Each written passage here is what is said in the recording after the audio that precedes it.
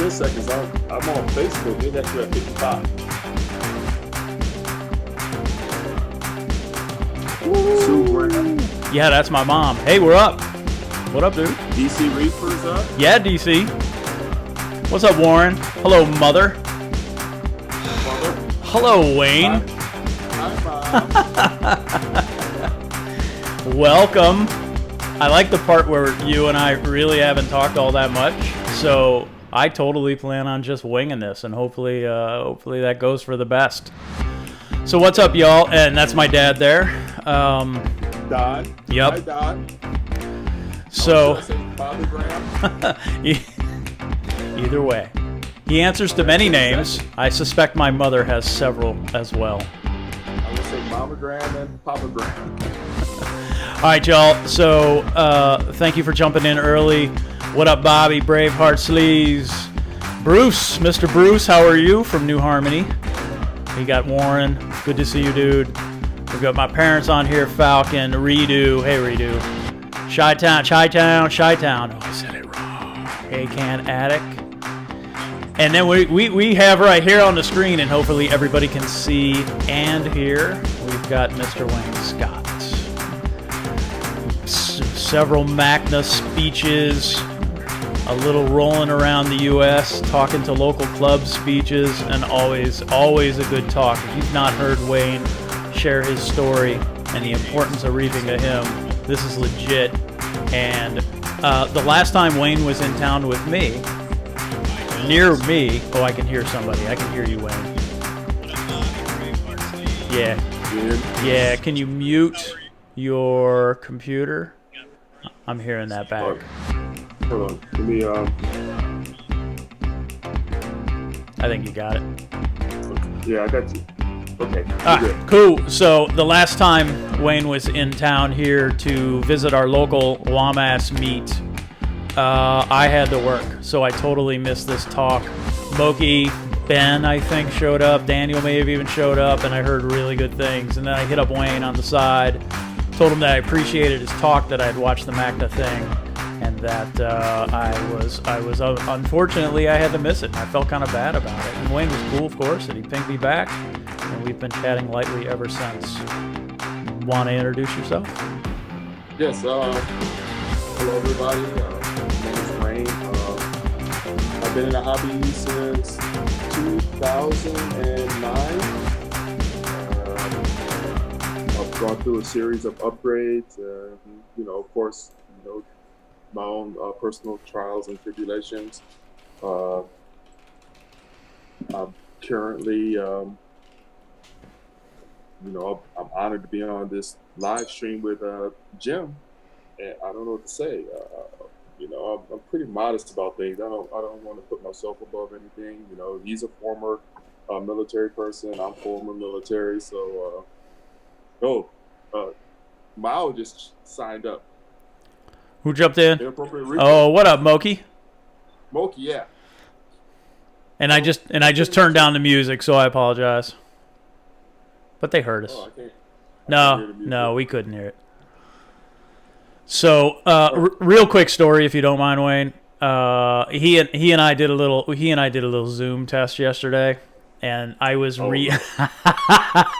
I was reading the password to him phonetically as one military would to another military, and me being Air Force, of course, I forgot what the hell Q was, and Wayne's all, bruh, Quebec.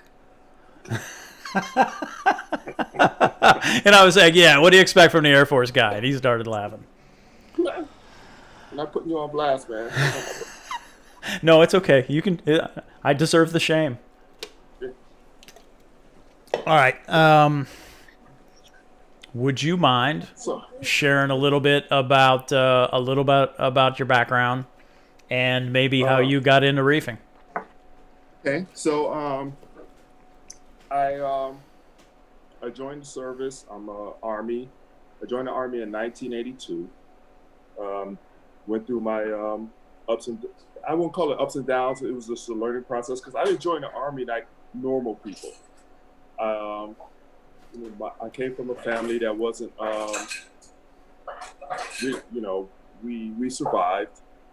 and it was my senior prom, and I was basically trying to get money to take the girl I choose to go to my senior prom. So I saw an ad in the paper, and it was like, "Want to work on computers? Call this number." So I called the number. We talked to the guy, and I ended up going to the government building, not thinking about it, and it was like the Army, Navy, Air Force, Marine building. And so I went in there. One thing led to another. I went to the MEP station. I had to take the test, and the funny part is, I took the test. Went through the motions, and then they said, "Hey, go into this room, and when the guy comes in, raise your right hand and do what he says." So, of course, I went in there, raised my hand, went through the whole spiel and everything, and next thing you know, I'm in the military, right? I didn't think I was in the military, so it wasn't until like the Army sergeant picked me up, and he goes, "Well, how does it feel to be, in the service?" I was like, "What do you mean I'm in the service? I thought I was going to work," and I signed up, and I ended up being in the Army and everything. So, I did my time in the Army. I was in communications. Then I got into some more severe stuff that I really can't talk about. And then out of the blue, I had gotten out. I was working for the post office.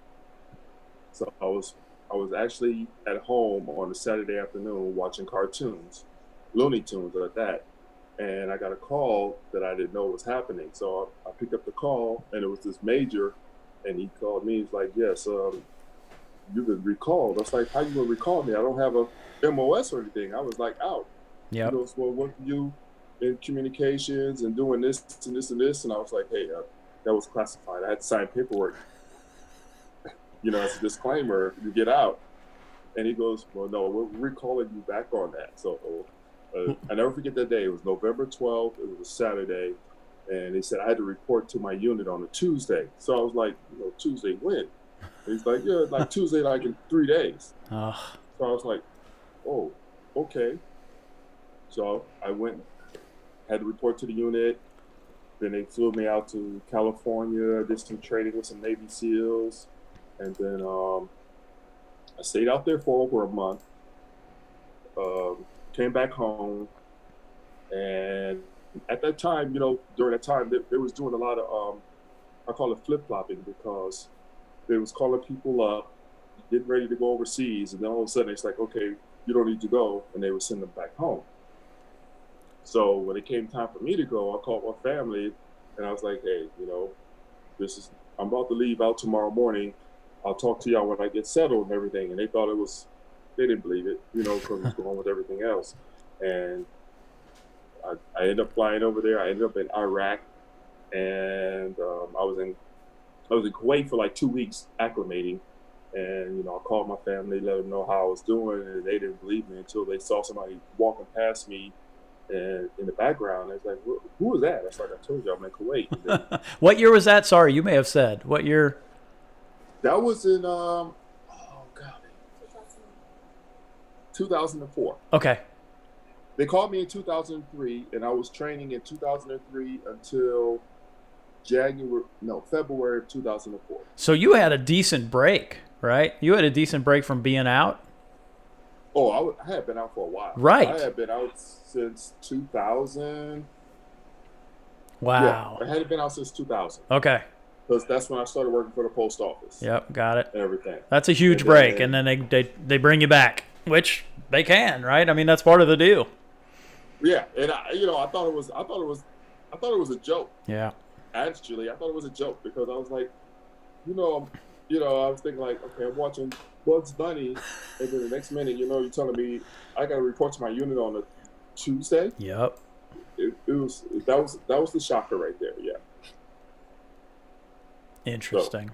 All right, so now you're hanging out in Kuwait with random people walking by you, and your family are going, right. "Oh, this is legit."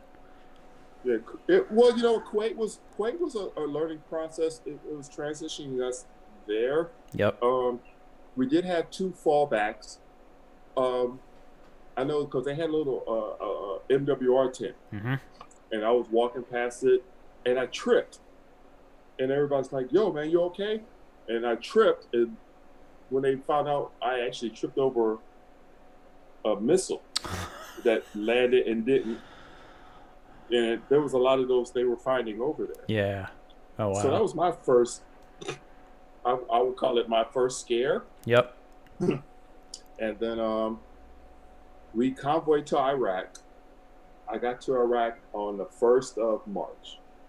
And, you know, we were there as assistant, plus I was doing security convoys. So a lot of stuff I was doing, you know, pretty much on a hush hush. Yep. As I had to go through the meetings before. So for about 4 months later, I was coming back from a mission. And I was in the back of the vehicle with a guy who was had a 50 cal. And by that time, they had. First of all, I don't want to tell the story out of order. These guys were smart. They went from using the pushing the thing down. Yep. Like old school dynamite, like that. Right. Yep. To telephone, like making a phone call and detonate it. Yep. To where the laser, if you cross the laser, it would automatically detonate. Oh, wow. So the vehicle I was in was armored, and we had run flat tires. Mm-hmm. So when I got injured, I'll never forget this day, it was June 10th. And I was in the back of the vehicle, walking around, doing my perimeter like normal, when the bomb went off, and the blast threw me against the metal wall. So we get home, and of course the adrenaline's pumping. Yep. Right? And everybody's like, "Hey, man, you okay?" I was like, "Yeah, I'm cool. I'm everything's fine." And we went through it. You know, did my after action report. It wasn't until I knew the damage was until I had to take a shower that evening, and I couldn't move my right arm. So I went back to my soldiers and my supervisors, and I'm like, "Hey, I can't move my arm." Yep. So they devised a harness for me. So that way I could still go on missions with them. Yep. And I could still pull the trigger at least. So that happened for about another six weeks. And unfortunately, it came time for promotion. And they lost my PT card. Yep. So I had to do a PT test. And I was like, you know, I was talking to my supervisor, and he was like, "Hey, man, you know, this promotion, you going on promotion, you need your PT card." It's like, "Well, my PT card should be in my folder." And he goes, "The PT card's not in your folder." I was like, "Well, you know, I got one arm. I can't do this." And you're still in country, right? Yeah, I'm still in country. Yeah. Yes. It's And I funny. had just You know got what? permission the night before. Think about it. That's funny that they still, no matter what, they still make you PT test even while deployed, right? Right. Exactly. So, of course, at that time, the commander I had was basically, you know, if you don't do this PT test, you're going to get UCMJ action. So I was like, I went out there, and a lot of people, I don't know how it is in other services, Yep. but in the Army, the first exercise in the PT test is the push-up. Yep. So I got in the push-up position, and the guy says, "Ready," and he goes, "Go." So I took a breath, and I went down, and then there was a pop. Yep. And then from that pop, I lost feeling from my neck down. So they rushed me to the hospital. I couldn't actually leave the country because we was getting bombed at the time. Okay. So it took like a couple of days. And then when they loaded up the C-130, it was like they was taking accountability. It was like, "Well, where's Sergeant Scott at?" They had left me under the cot while they was loading everybody up. And note, I don't want to say my injury is better than anybody, but those guys were like severely injured. Busted that was up. in that same float with me. Yep. Yes. So when it came time, I was like, "Yo," that's all I could say. And they was like, "Where are you at?" I'm like, "I'm here." And it's like, "Oh," they found me under the cot, got me on the plane, and took me. And then I flew to Germany. I got there on a Thursday night. They took my X-rays and the MRI. And Friday, when the results came back, they said, "We're sending you to Walter Reed." Yep. And then from there, I went to Walter Reed. I was there, and they performed a neck surgery on me because of course, my spinal cord was damaged. Yep. And I went home, came back 30 days later, and I thought I was normal walking, neck and hand wise. And they was like, "Well, why are you bending this way?" I was like, "What do you mean I'm bending? I thought it was normal." And then they went and took an X-ray, found out the screws that they put in my neck came out. So real quick, if you don't mind me jumping in, if you haven't watched Wayne's, don't go do it now. But if you haven't watched Wayne's 2016 Magna talk, it shows the pictures of that first surgery, placement of the screws, and then what's coming, right? Right. So after that, they had to do a second surgery because I had no posture in my neck. Yeah. So they redid the surgery. They extended the original one in my back, and then they did the one in the front. A lot of hardware. That was a lot of hardware in that picture. Oh, dude, that one. I got the real pictures out now that they finally gave me, but when I counted, I had like 40 screws. Yep. Just the screws. Just the screws alone. Yes. Right. So,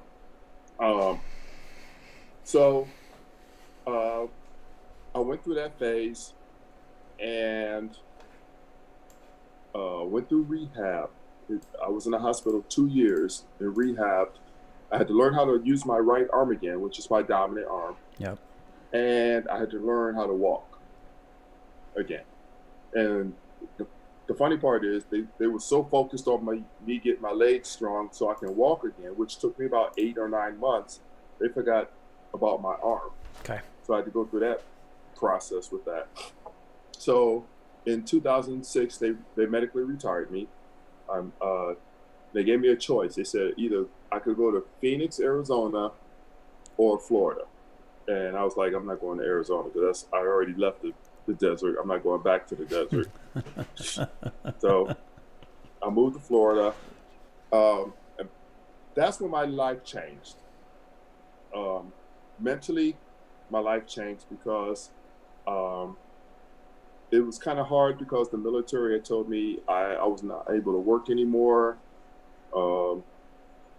And at that time, I was on a lot of opioids. I mean, when I mean opioids, I was on hydrocodone, oxycodone, Percocet, 8-hour morphine pill. There's another one I can't think off the top of my head. They had given you the pack. Well, yeah. And the weird thing about the pack is, I found out when I went through rehab, because I put myself in rehab, because it got to the point where, it got to the point where when I was taking that medication, it wasn't affecting me. I started taking it with alcohol. Yeah. And on top of that, I was taking that medication like 3 to 4 times a day just to get through the motions. Yep.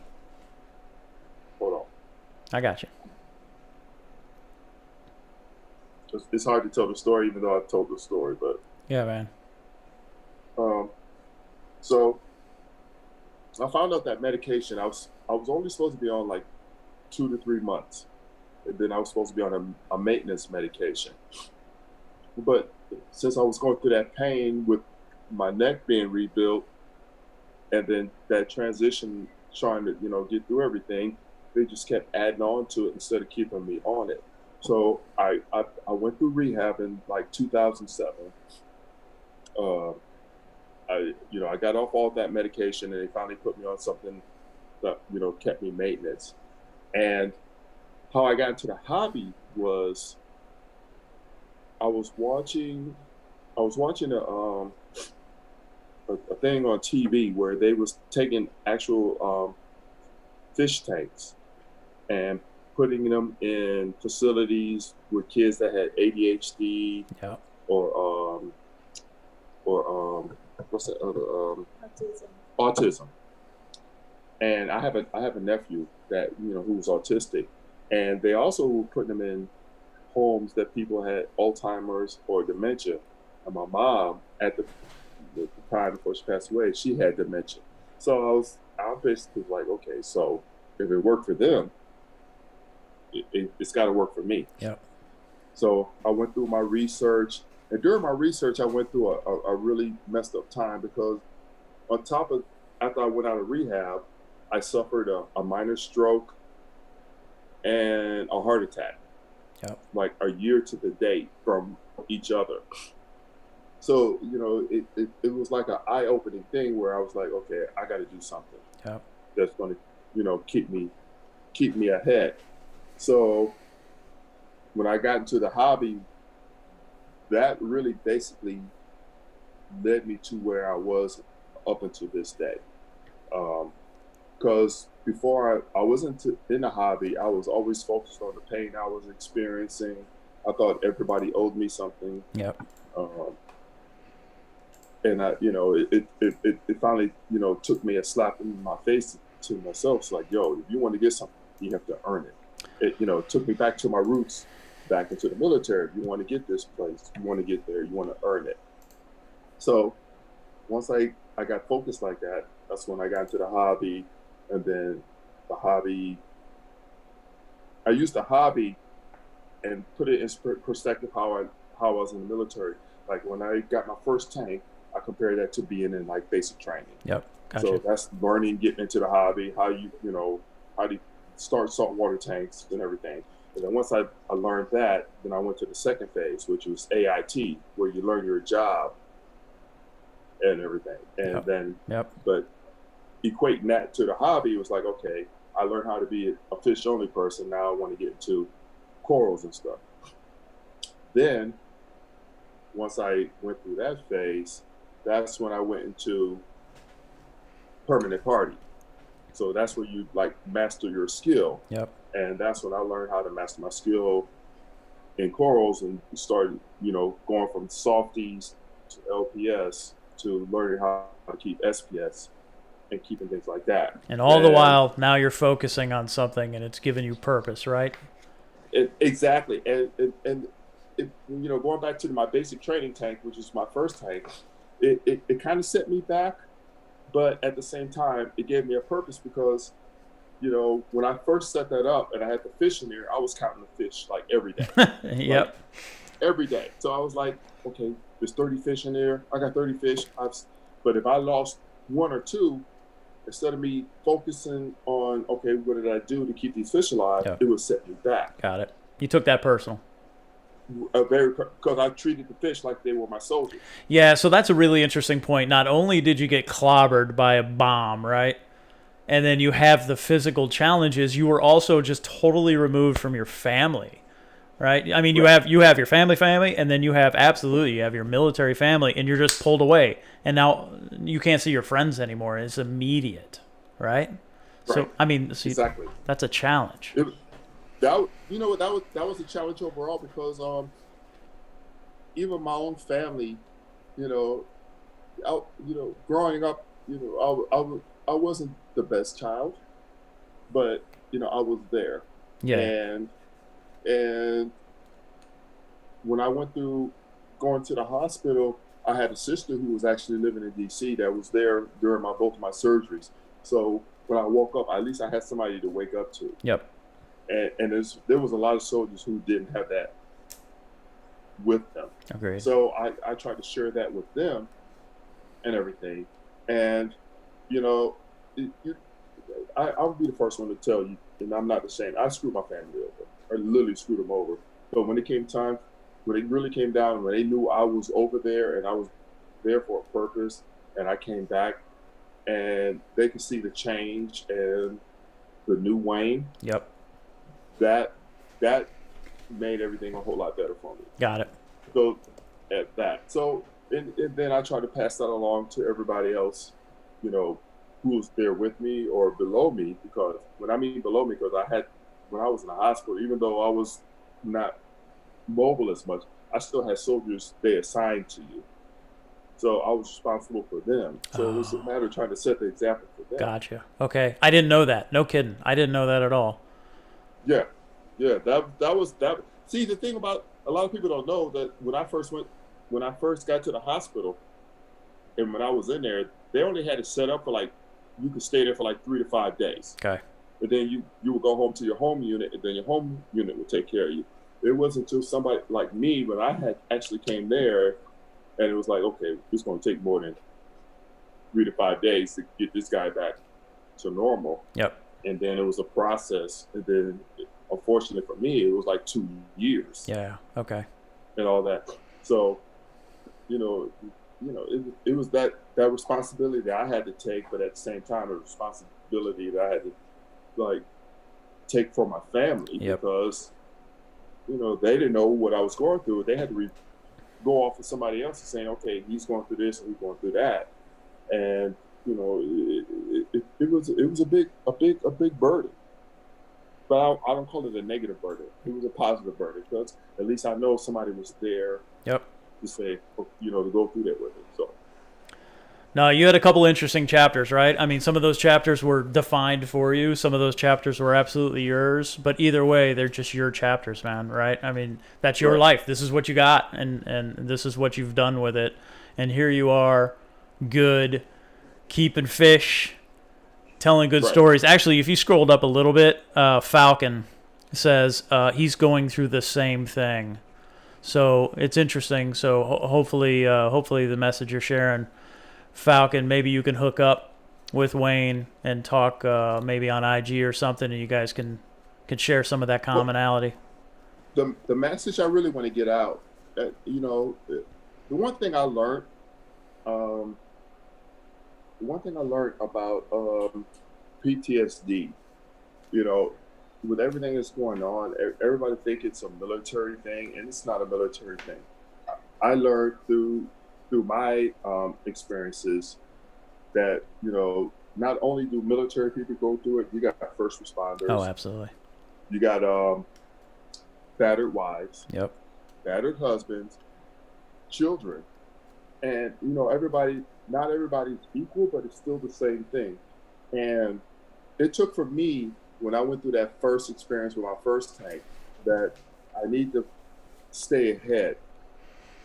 And as long as I have a mission, no matter what it was, as long as I had a mission and I was forward, I was good. Yep. Whenever I got back or something held me back, that's when I took a back step. And it was like, and not everybody, equal to that.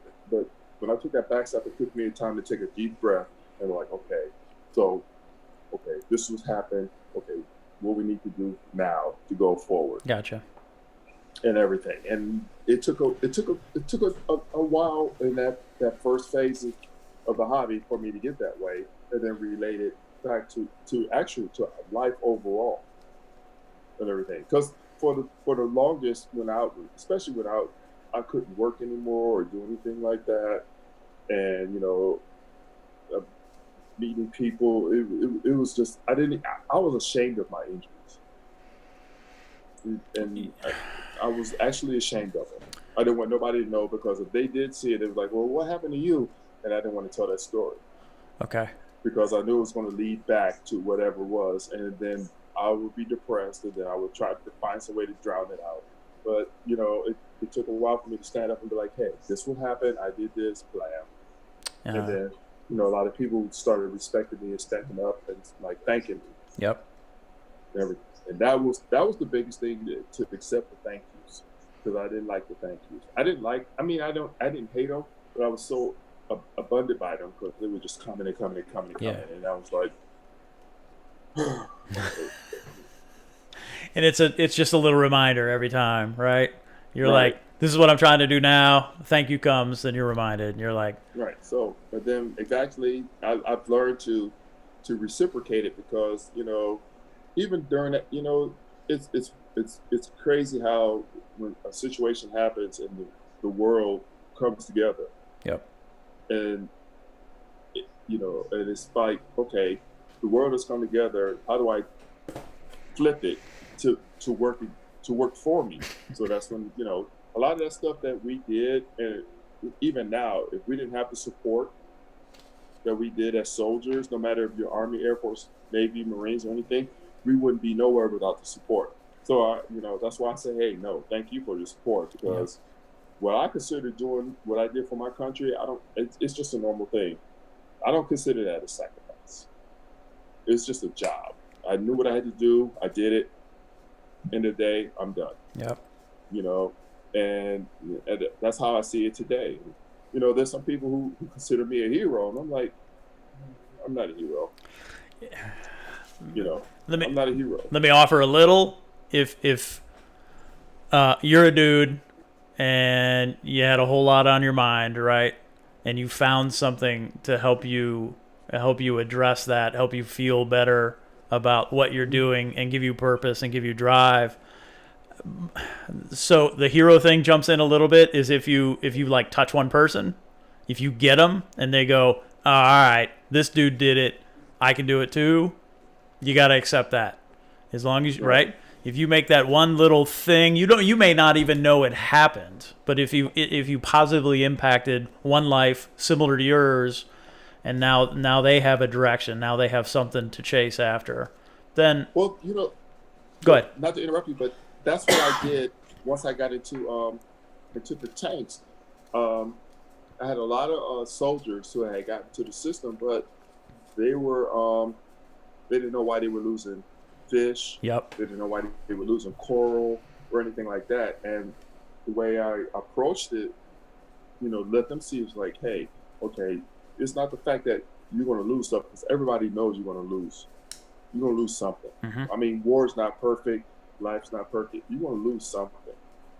So it's in my way to address those other soldiers or those other people who are new into the system. It's like, okay, yes, you lost this. So what do you need to do so that you don't lose this again? Yeah. So, and that's the kind of way it went when I first got approached to speak at Magna. I'm not talking out of turn, am I? No, you're good. Okay, because there's a story behind that too. Because the guy who approached me, he'd send me an email, and he goes, "Hey, my name is such and such. I heard about your story. This is real good for the hobby. Would you like to speak at Magna?" So my response was, "Is this a joke? Question mark. Send." This is the 2016 one? Yes. Yeah. I thought it was a joke. I was like, at the time I was like, okay, this is not. I was shocked, but at the same time I was like, okay, we'll see how this plays out. And it took about a month, and then, like I said, I didn't check my emails a lot, and then when I did, I saw the response come back, and he goes, "Oh no, this is very serious. We heard about this, blah blah blah." And I was actually in my bed, and I was like, "Oh my God, they want me to speak at Magna," and I had been there before, and I went through all the talks. And I was like, everybody who speaks at Magna is some kind of doctor or some MD or something that's in that hobby, and I was like, "Oh, wait a minute." So.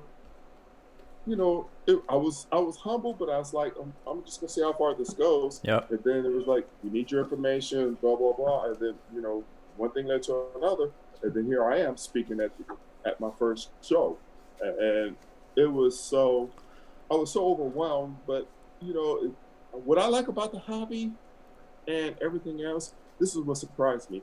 There's a lot of people who know about you that you don't know about. Yep.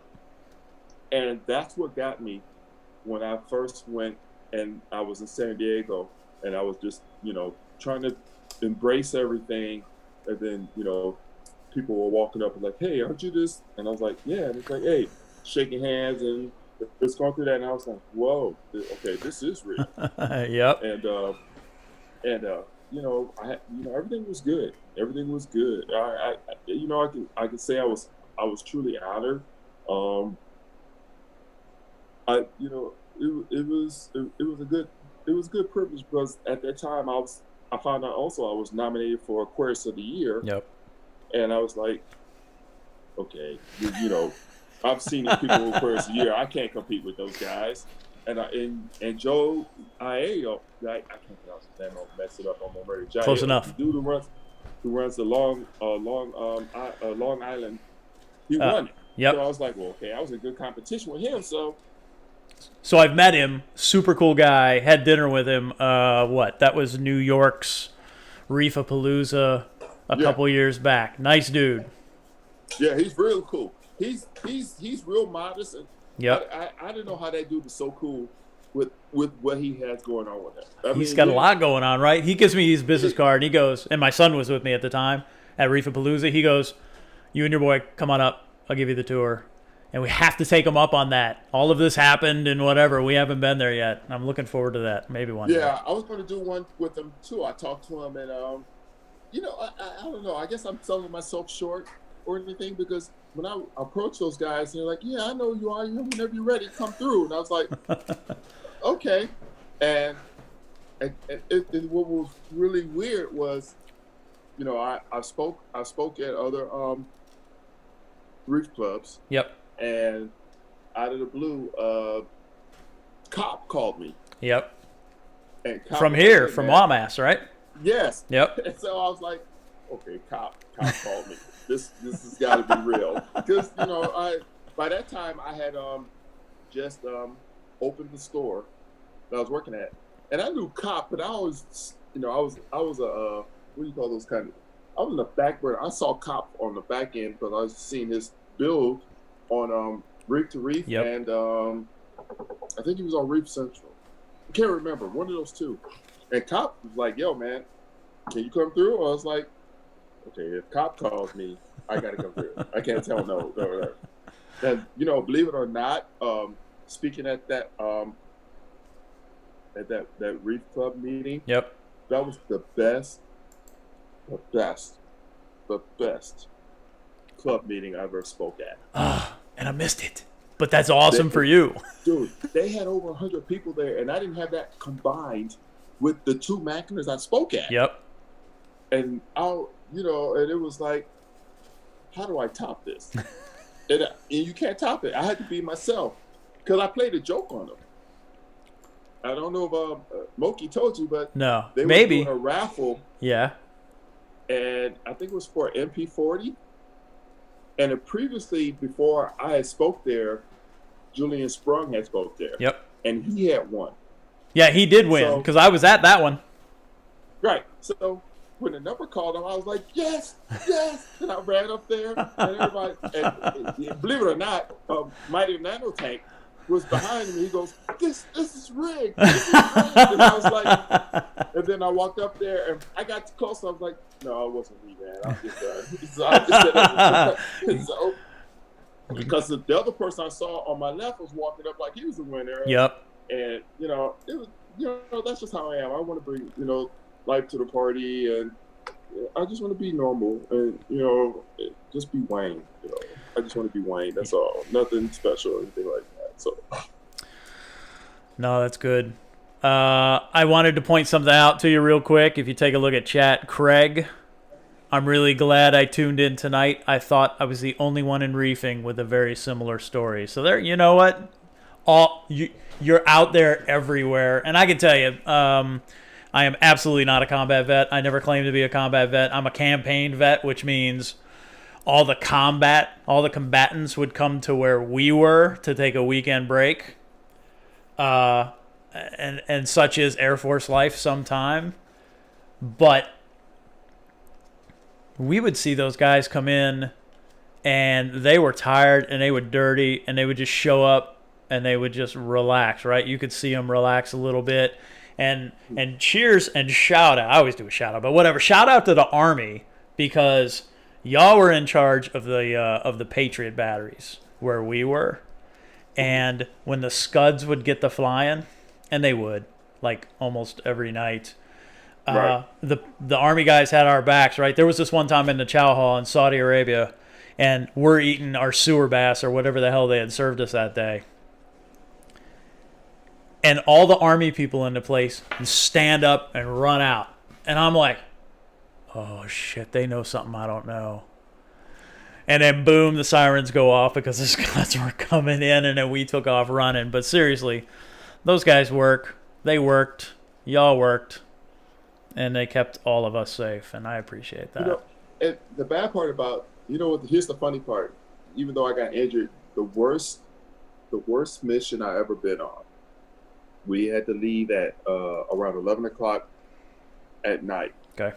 And I was always curious during this time until I got injured, why they never had the same crew do this mission at night. Oh. So I was in charge. I had to go to the I can't think of the thing. I'm having a mind blank. Where I had to report, and at the time I had a clearance. Yep. So I'm pretty sure that's why they chose me, because I had a clearance. So when I got ready to convoy, we had 2 of our own vehicles with 4 of our own vehicles backup. We had MP support. We had helicopter support. Yep. And we had to go deliver this payload to these people. So we get there, and no disrespect to you, they look just like you. Had the beard and everything, right? Yep. And I was like, well, who are these cats over here like this? And I had to go report to the guy. Yeah. And he goes, hey, how are you doing, Sergeant Scott? I'm Sergeant such and such. I'm like, well, why are you in civilian clothes and I'm not in civilian clothes? So they're loading the stuff off our trucks, and he makes a joke. He goes, wow, I'm glad an RPG didn't hit you. I was like, what do you mean an RPG didn't hit me? And I had the key. And no lie, dude, no lie. When I unlocked both of the shipping containers, it was 32 pounds of C4.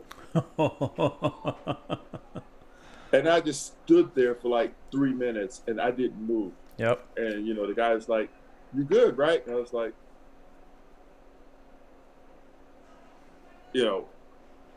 and now I know why they didn't put us on that mission. Yeah. Every day. Yep. So after that, I was like, okay, I already went through the worst. What can worse be worse than that? You know. Then, like 2 or 3 weeks later, then you found out. Yep. Right. Then you found out. Well, you know what? The only reason why I found out, because we got lackadaisy. Did you? Because, well, at that time when I was there, if somebody died, CNN or whoever the news channel was at the time was saying, okay, this soldier died or that soldier died. And it was getting to the families at home before the actual people from their direct service would come there to say, I'm sorry for your loss, but boom. Yeah, that ain't cool. Right. And that was happening a lot when I was there. Okay. So then, by that time, we was actually doing security for other companies, because we was actually, when the company left, we brought the whole company back. Yep. It wasn't until that, again, on the news, they went through that. It's like, oh, there's no weapons of mass destruction. So once they said that, I was like, okay, whatever. Yep. We got lackadaisy that, and I think that attributed to a lot of accidents and a lot of things that we were there. I got you. But now you're here. Yes, I am. Right. Now you're here. You are here, and you're doing all right. I'm good. I'm not going to lie. Do I have a setback? Who doesn't have a setback? Yeah. The thing about being in this hobby is not only having reefer friends that I got your back, but I have a wife that has thoroughly supported me. And I thought she was going to leave me, because when I was going through that stuff, I didn't think she was going to handle it. Yeah, a lot of that has helped. I'm not going to lie. And she's even got to the point where she tried to buy fish for me. And it was like, hey, I'm about this. And I was like, no, you can't buy that fish. No. So I have to give her credit. I have to give my Reef Club credit, because they know what I've been through and everything, that if something has gone down, and they've been there to support me 100%. Yeah.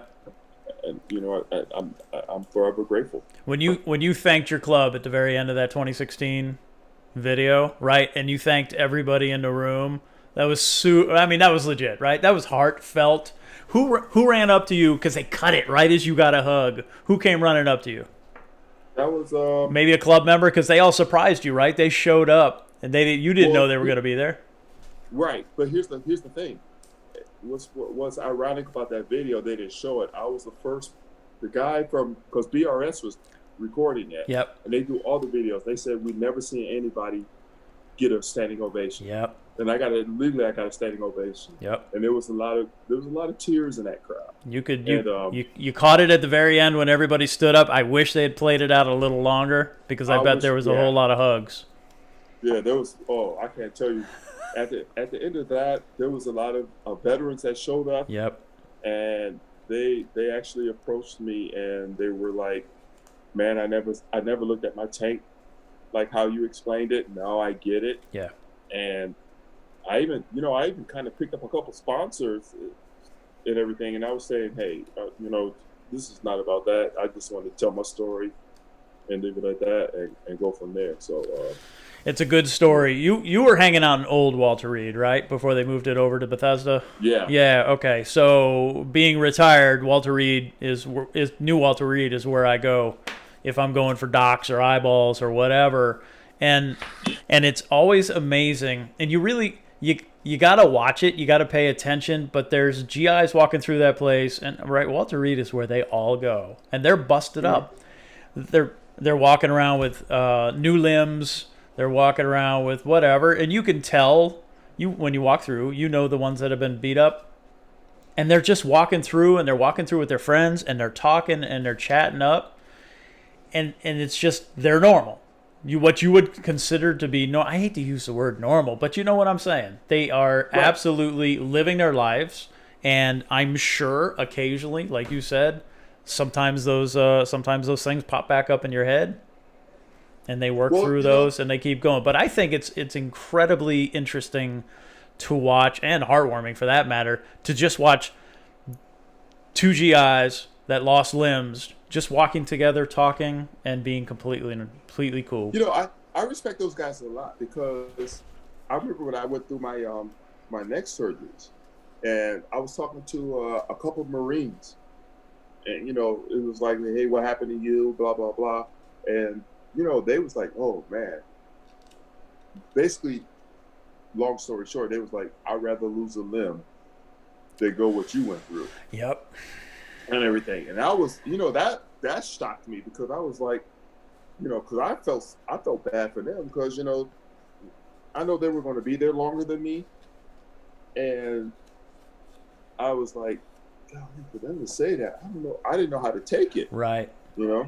And it was. I was astounded. It's interesting. I was astounded. It's interesting. Yeah. I can't imagine living it, and right, their lives are permanently, maybe temporarily, but permanently changed in a way, and then it's up to them to find their way back to right. what they want to be, who they want to be, and how they want to be, right? But exactly. It's just whatever. It's incredibly cool that you're able to share this story, because I think it matters. I think these people are out there, and you mentioned it, right? And it's not just the military; it's absolutely first responders. It's everybody who is on the wrong end of something. And that's where my focus is now, because actually I help. I have a few first responders that I go work on their tanks. Just I think that's I never knew the understanding of giving back. Yeah. It goes back to what I said. I didn't know what my purpose was. Yep. But I got contacted by this guy who runs a company, and it's called Therapeutic Tanks, and he does it. He has his connections with various companies that they give tanks to. Those individuals. It's mostly soldiers who has PTSD or gone through something. To give them that tank, then it's my obligation. I feel to, like, okay, let me give them something, so it takes the burden off of them. Yep. financially and mentally, so they don't have to go through that. And right now, I have about 10 people that I help out. They either first responders or military or somewhere where they went through a traumatic experience, and having a reef tank has helped them. I got you. So I got super lucky in that I had the webpage pulled up, and just as you started talking about it, I dropped it on the stream so people can see the front page of Therapeutic Tanks. The one thing, I won't tell you what other thing Wayne said, but the one thing I said when he and I talked yesterday was, what can I do to financially appreciate Wayne jumping on here with me and telling his story? And he says, well, he said some other stuff, but then he said Therapeutic Tanks was. And if anybody knows anybody with a belt buckle that says glitter on it, I want to know. Hit me up. But so I will absolutely be making a financial donation to Therapeutic Tanks. I think there's various organizations out there, some I've already supported, that are here to help military, first responders, whoever needs that help, get them through those issues in a way that benefits them. Therapeutic Tanks is one of them. So I will, in Wayne's name, I'm going to make a donation. So consider that, please. I'll put it back up on the screen real quick. Take a look at the website. It looks like they partner with CMA also, which is relatively close to you, right? Right. And actually, the guy, when I met him, if I don't want to give myself a shameless plug, but he actually he heard about my talk, because when I went to Magna at the time, they had like a little moratorium. I might be using the wrong word, for vets that are in their hobby. Okay. And he actually attached my story to the website to let him, to let everybody know what I went through. And yeah, that's cool. So, I thought that was pretty cool. So. Hey, can we transition to reefing, which is a total surprise to you because I didn't tell you we were going to do this? Let's do this. I want your top 3 budget reef gear picks. My top 3 budget reef gear picks? Okay. And feel free to reciprocate and then clobber me with a question. You know what? I call it balling on a budget. So I got you. I've been lucky. So actually my top 3 have been, my lighting has been Aqua Illuminations. They have been with me from thick through thin. Yep. Actually, now this is because of you, because I've been like spying on you. I got the AliExpress, the 470 bars. Yep. So I want to say that's my first one. My return pump, believe it or not, Sichi. They have never done me wrong. Yep. Sichi has never done me wrong. They've been putting out. I run those on my new system, and my wave makers have been Jabal. Yep. I learned that if you clean those jokers every 3 months, you can't go wrong. My Sichis I haven't touched since I started the tank in January, and they're still blowing everything out the window. The best pumps out there. Nice. I want to get their new DC pumps when I upgrade to my new tank. Yep. As for those are my budget tanks. All right. Now, favorite fish. Yep. I do have favorite fish. Do it. Number 1, the Midas Plenty. Okay. Love that Midas Plenty. My second one, believe it or not, was my Gem Tang. I love that fish. It was a good partner until it jumped. Yeah. But a lot of people don't know because they're so inexpensive now. When I first got that fish, there's a story behind that too. I don't want to take up your time, but I was actually at Reef Palooza. Yep. And there was a wholesaler there, and he goes, And apparently he knew who I was. Mm-hmm. And he goes, "Hey, Wade, come through." I was like, "Oh, what's up, man? How you doing?" He goes, "Hey, how's your 500 gallons doing?" I was like, "It's doing good." Because I'm laying back because like, okay, how does dude know I have a 500 gallon tank? Yep. And he says, quote unquote, "I got a gem for you." I said, "No, he didn't." No, he didn't. I said, "So what's up?" He goes, he had a pair of gem tanks in his display tank. And he goes, "That would look good in your 500. And I was like, "Oh, dude, seriously?" I said, "Dude, that's a blase amount of tank. I can't afford that." Mm-hmm. He goes, "How much money you got?" And right then and there, I was like, okay. So I whispered in his ear. I gave him an amount that I had. Now, note, here's the funny part. This is when I had just got through speaking at San Diego. Okay. So I was really getting, a lot of people saw me and it was like, "Hey, blah, blah, blah, blah, blah, blah." And I was like, I was hanging with these people. Plus, this dude had a booth at Reef Palooza and he had a lot of people there. Yep.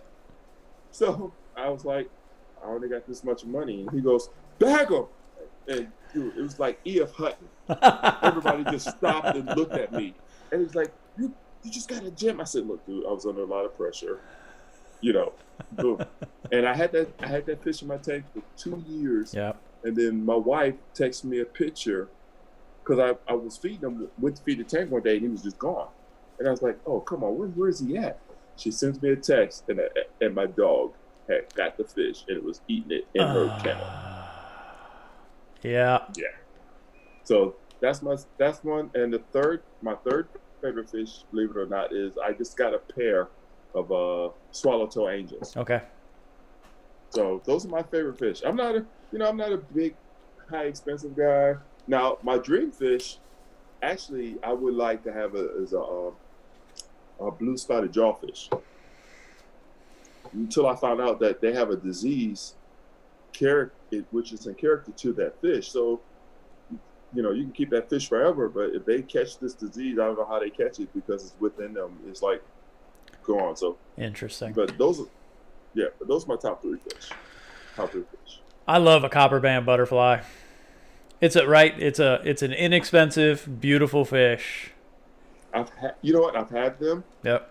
And believe it or not, I've had 3 or 4 of them, and they've all eaten mysis and everything. The last one I had, he would not touch the aptasia at all.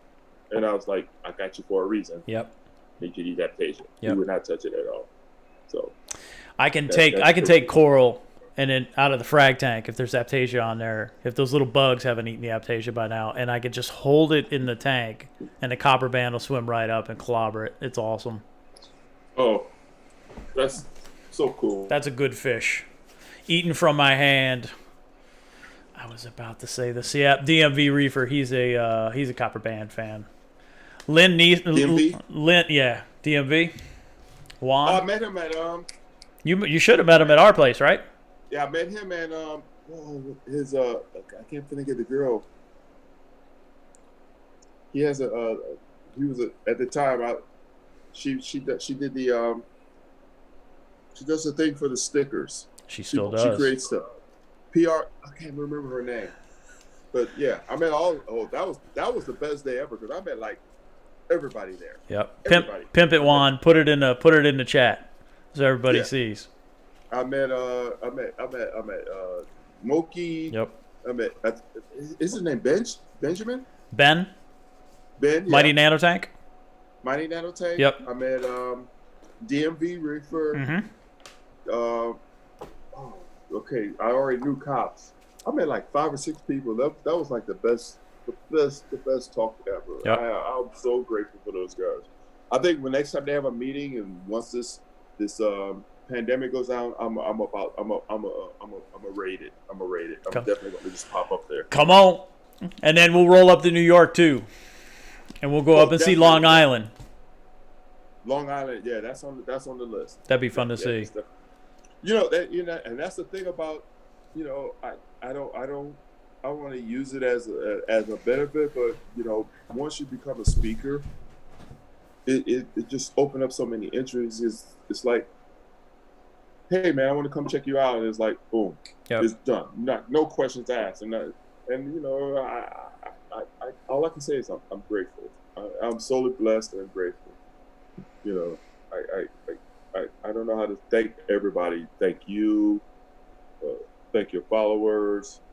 Um, you know, everybody who's in the hobby who knows me or who might know me. You know, it's just, you know, for me. It's not about the followers. It's about the connection and Yep. having a good communication with everybody, and that means more to me than anything. More than anything.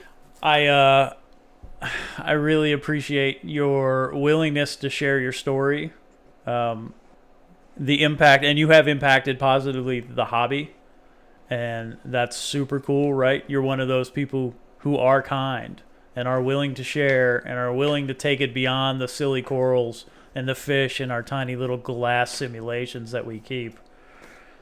And I think it matters, right? I think it really matters. It, I I don't know how many times to say thank you, man. I'm really thankful and appreciate it. Everything you do and everybody else does, and everybody who's on your live stream. I don't know a lot of them, but you know, if you're listening and even experience it, you don't even have to go through the drama and everything that I've went through, or my fellow soldiers or anybody first responder. I just want to know if I made an impact on one person and it shared to everybody. Yep. That means more to me than anything else. Yep. You know, and everything. So if y'all jumping in here and you're watching this, go find Wayne. Go find him over on Instagram and send him a DM and throw some thanks at him. Or we got any questions? Or some nucks. Some weird questions? Yep, that's where I was going to head next. If anybody has any questions, please throw them in the chat real quick. Remember, there's like a 20-second delay, so it takes a minute for it to jump in there. But what are you working on now? What do you while some hopefully some jump in there? What are you working on now that you're proud of? Actually, I have good news and bad news. I'm working on a new system. I want to have a display sump with my new tank. The bad news is the 500 gallon that I have, I'm letting go. And I'm gonna be honest with everybody. You know, I'm old now, and I need to do something. I can maintain something at that quantity, but at the same time, it's time for me to, you know, I need to sit back and relax. I got you. And you know, I have a granddaughter now. Mm-hmm. You know, I want to enjoy life. I love the hobby. I'm not going to leave it, but I need to enjoy life. Yep. So I need to give back to something I've never done before, and you know that I can't explain it no more than that. It's a new chapter, dude. You know? That's it. It's a new chapter. Right. All good. And it's, you know, and I'm proud where I have done, because you know how many hobbyists can say or you know actually do what I did, and I don't really bring it up, and it's more brought to me than anything. But you know, like I said, I'm at that stage in my life now where I want to keep it simple and easy. Yep, I got you. Totally get it. Keep it simple and easy where I don't have to put that much effort into it, and if I do, then it's no, I know it's something I did wrong. Yep. So you know, I want to be responsible for my own actions right now. So. Got it. So my dad just asked, actually Lynn asked real quick, how's the store coming along? Unfortunately, I am no longer at the store. My mom passed away in November, and I was talking to my business partner, and I called her the day she passed, and I still had to work. Yep. Not only had to work that day, I had to work until I had to fly out of town to bury my mom. And right then and there, I didn't even tell my wife. It was basically like, okay, this is it. I'm done.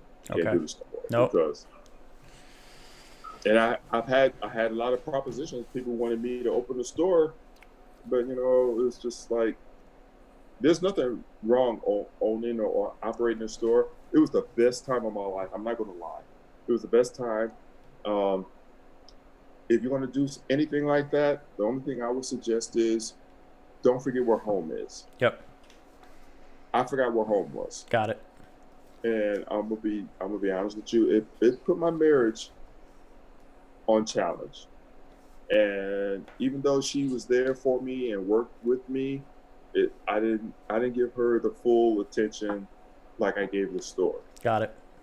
But as for the store, I gave that up because between me and my business partner, or my so-called business partner, there were some things that went wrong. And when my mom died and I still had to work, and it was like there was no love there or anything, I knew right then and there was time for me to go.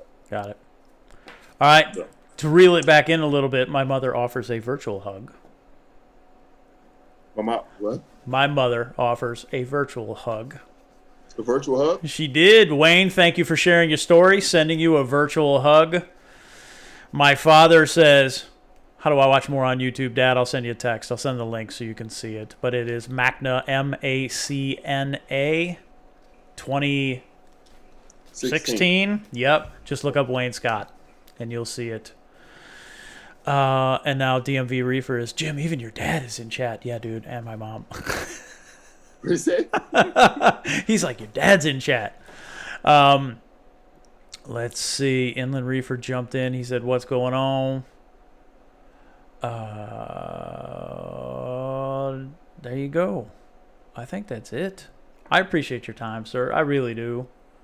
I really have enjoyed talking with you. You know my number. I am a phone call away. You run in. I appreciate you opening up to me, but I don't get that a lot. I'm gonna be honest with you, I don't get that a lot, and I'm pretty hard headed myself. Yeah. And that when there's a time when I go through what I go through, because even when this pandemic happened, the first few months, it was the worst time, and I didn't know what to do. And I went and bought a shotgun. Right. But you, out of the blue, you came through, bro. What'd I do? Just being you. You sent me a text, or I did something, and you responded. I got you. And it's like, you don't get that a lot. I don't get that a lot. I don't. Unless you're, unless somebody who they know they're military, and I talk to them, and if I go through a silent point where it's like, okay, we haven't seen anything from him. What's up with him? Yep. You was that dude. And I appreciate that very much, man. Oh, that's cool. Very, very much, man. Even when you had your afro. What are you talking about? I almost wore a headband today, just cause. No, you can't, dude. Headband, seriously. You like had an afro. Yo, for those people who don't know, I'm telling you right now, I'm snitching on him.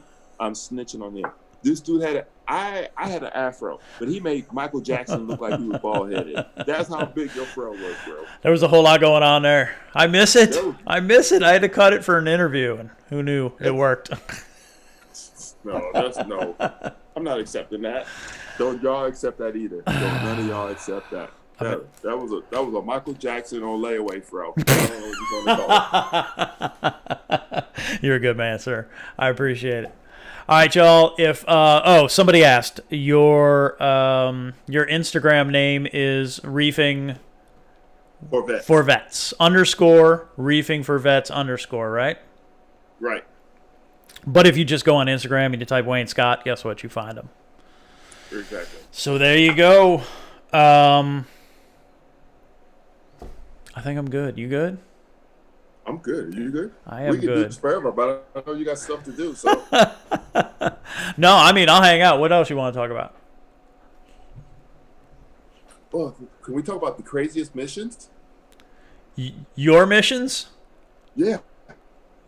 Yeah, because I went to Puerto Rico once and got a really bad sunburn, and I still can't drink rum. Okay. Is that bad? That's okay. All right. Craziest missions. Hey, ask anybody if I had a crazy mission. Ask me. I will tell them my craziest mission. One of my craziest missions, believe it or not, was my first mission I ever went out on when I got to Iraq. We was leaving out the South Gate, and there was a child in the middle of the road, and he was doing something like this. And for those who don't know, when they do something like this, that means there's a boom. Yeah. Well, it was in a dog. And everybody knows that Americans are sympathetic to animals. So he drags the dog to the side, and this happened in my first mission, dude. I got there March 1st. This happened like the 3rd or 4th, something where around it. It was within a week, and so we call EOD, right? Yep. EOD wanted to take their time, so I'm out there and I'm doing my circumference, and next you know you hear this ping, ping, ping, ping, ping, and I was like, "Did y'all hear that?"